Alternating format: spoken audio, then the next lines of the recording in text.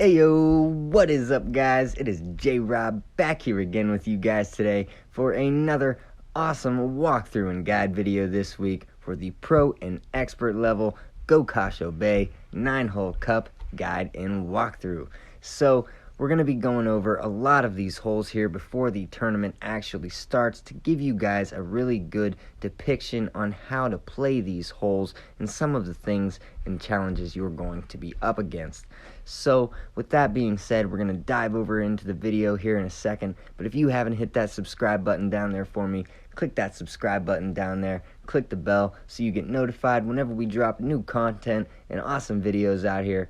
So let's hop over and get started. What is up guys? It is JRob back here again with you guys today for another awesome walkthrough and guide video for pro and expert for the Gokasho Bay 9-hole cup. So the way that I want you guys to play this hole here, if we have a headwind, a crosswind, basically anything but a tailwind here, we're going to essentially end up laying it up down here on the green. Sorry, my phone's going off over here. But basically what we're going to do is use a little bit of curl here, about 4 to 5 bars of topspin, some side spin to the left, and we're going to lay our ball up as far down here on this left-hand side of the fairway as we possibly can. It's going to set ourselves up for a nice second shot here with the sniper to the pin if we choose to use this. My best recommendation here would be like a power 2 ball with the sniper as your second club here for the wood club. But what we're going to do is try to pick a really good location as far as where our target lands. If we push our target up towards the pin just a little bit and we start to see our ball guide starting to go more straight in towards the pin, kind of flatten out a little bit like mine is here, that's kind of what we're looking for. We don't want that high arced bounce. So I wasn't sure exactly how far this was going to roll because this green is a little bit fast here. But if you use this location, you can put your ball guide straight in towards the pin. I would leave it just into the pin because as you're going to see here, I actually came up shy. But I want to show you guys my opponent's shot here because he actually pulled his ball guide back a little bit and decided to use the higher arced location with just a little bit less backspin than I had used.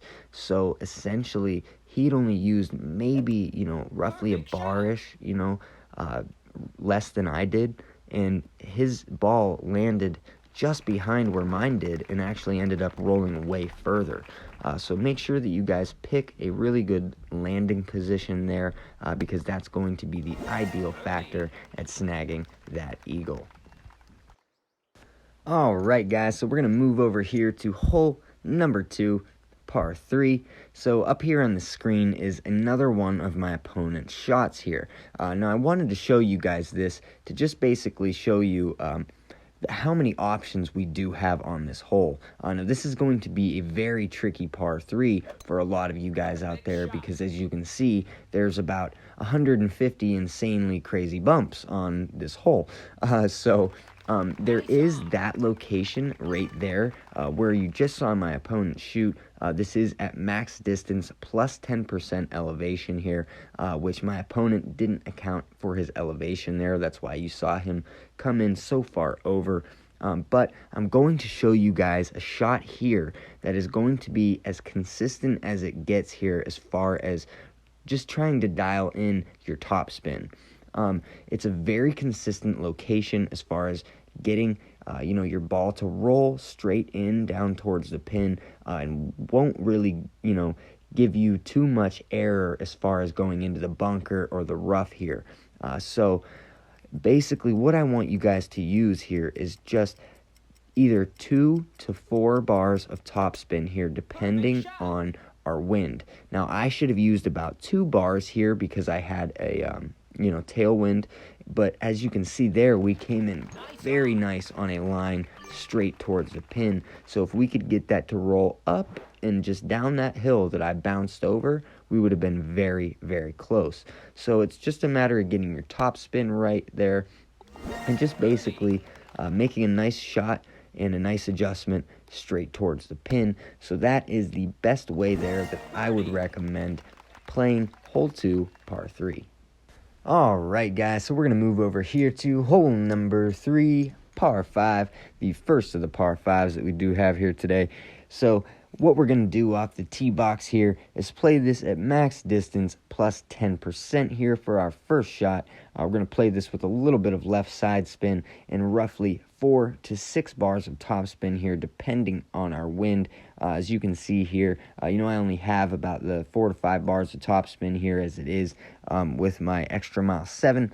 So I just made sure that adjusting into overpower here, I would have enough topspin to make it over onto the fairway and a nice position down there to set ourselves up for a nice second shot. So this hole here is actually going to be the best hole for an albatross in my opinion. So our second shot is going to be lined up with a rough bump here, or I would recommend potentially using the Guardian on this hole with maybe a lower powered ball like a power 1. Because as you can see there, you're going to be very, mixed up in clubs depending on the ball that you use. So it's either going to be max or mid distance depending on if you use the Grizzly or the Goliath. And as far as making this shot, coming out of the rough and making that rough bump, first off, we're going to have to make sure that we hit a perfect ball, because as you're going to see on this shot, my finger was a little slippery here, and we hit a great shot, but if we hit perfect ball, this is going to be very, very close. So make sure that we make a nice adjustment here at mid-distance, just paying attention to where our club distance is at, and it's going to be a very nice opportunity at an albatross. So good luck out there, guys, on this one. It's going to be one of those holes that you may see, make or break, a lot of people's game, or like just one of those shots you're going to have to make if you want to win the tournament. So good luck.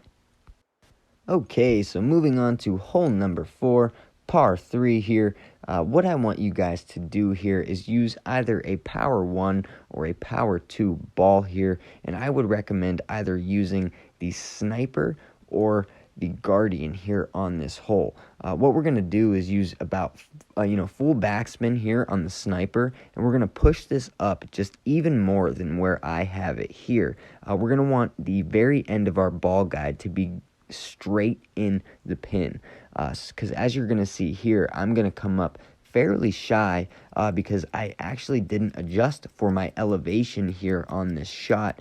I kind of second guessed myself here and basically didn't go with my gut. So we're gonna go with 10 or 20% elevation here.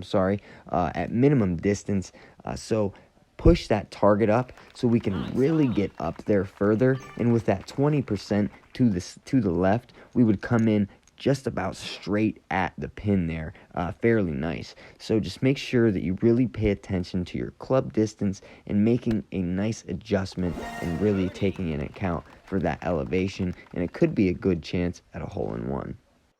Alright guys, so moving on to hole number 5, par 4. So we're going to play this one of two different ways here. So if we play this one here to the left-hand side, if we have anything but a headwind, what we're going to do is bounce from this fairway over onto that second fairway here with 20% elevation on our drive and then 0% elevation for our short iron second shot there at mid distance. So that's going to be on the other left hand platform for our second shot. But if we have to play it this way, like I am in the clip, and we have a headwind, what I want you guys to do is play this drive at mid distance here with 0% elevation on our club, and we're going to basically just get our ball down here as far towards the end of this fairway as we possibly can to set ourselves up for a nice sniper shot here to the pin.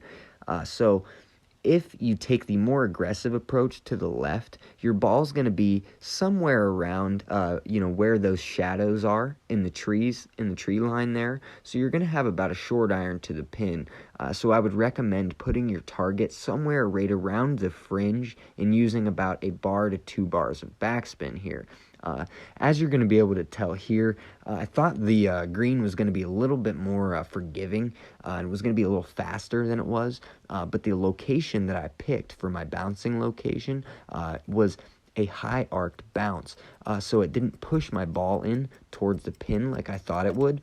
And I actually didn't take an effect for my elevation here, so that's why you're going to see us come in a little bit further to the left here at about 20% there to the left. So make sure that you pick a good landing position, and you can put your ball guide straight in towards the pin, because this is not a very fast moving green.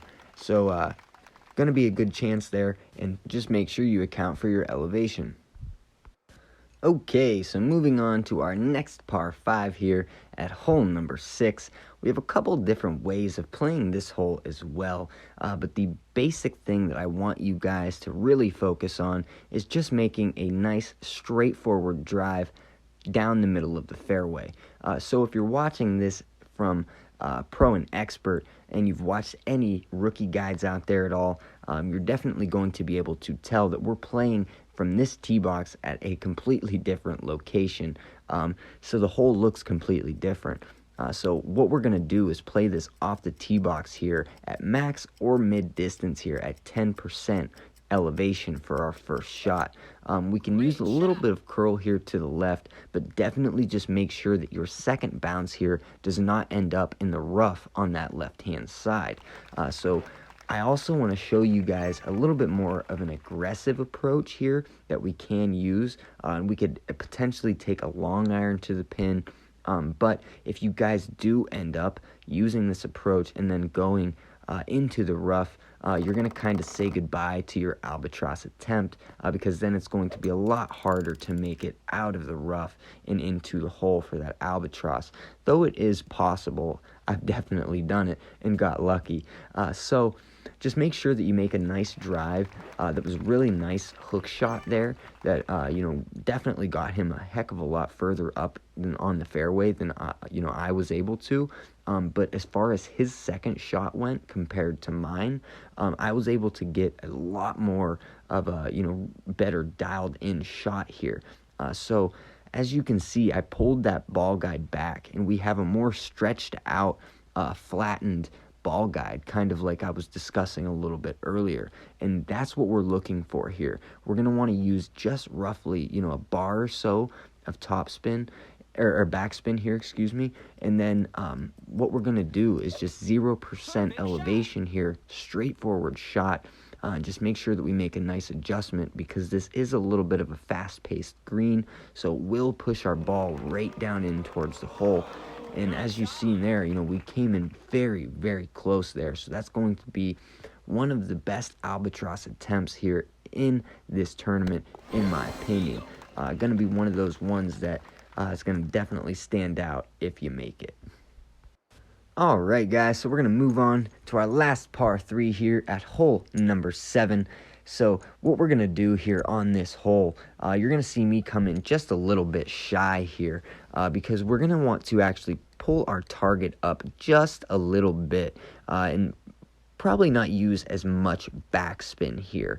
If we do choose to use full backspin on the sniper, I want you guys to push that target up where your ball guide is going straight in towards the pin.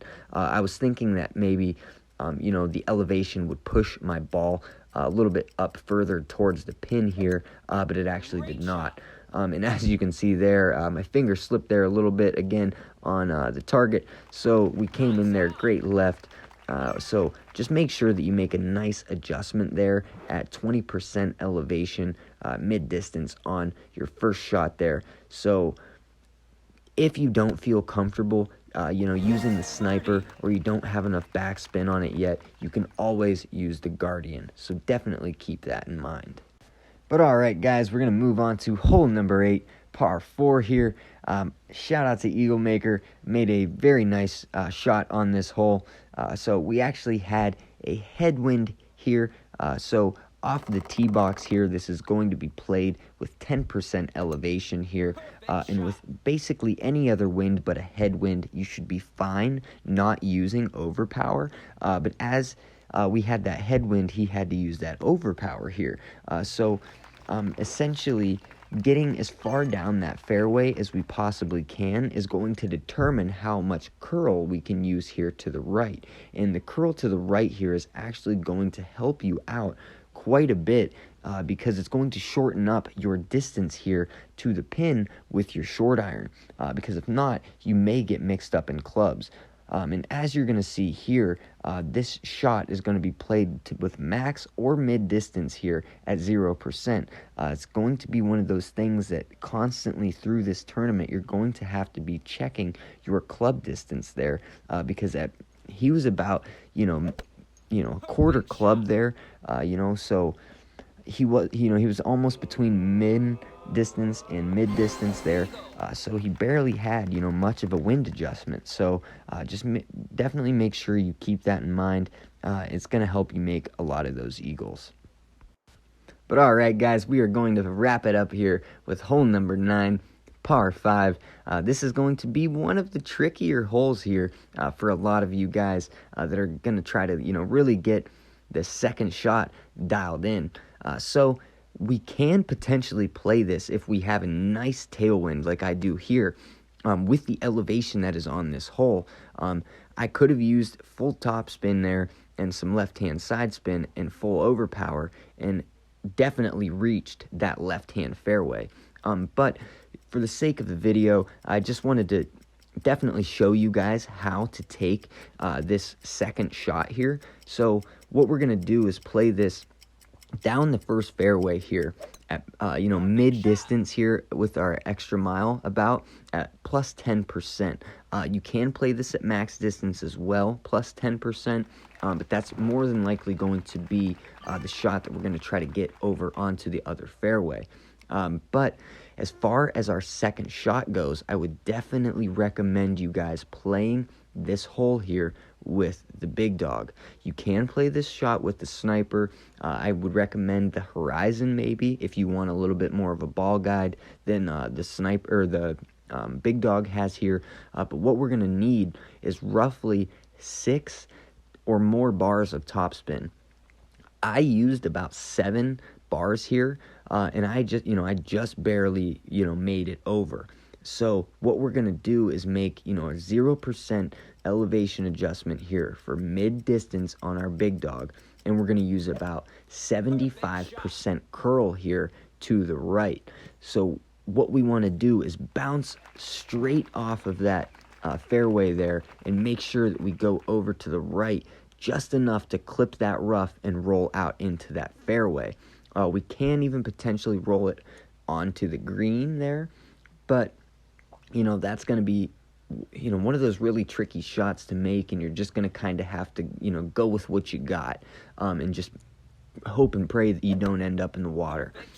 But if you make it over, you're going to have a nice straightforward wedge shot right outside of the green there, and it's going to be a really great chance to snag that eagle when a lot of people might not.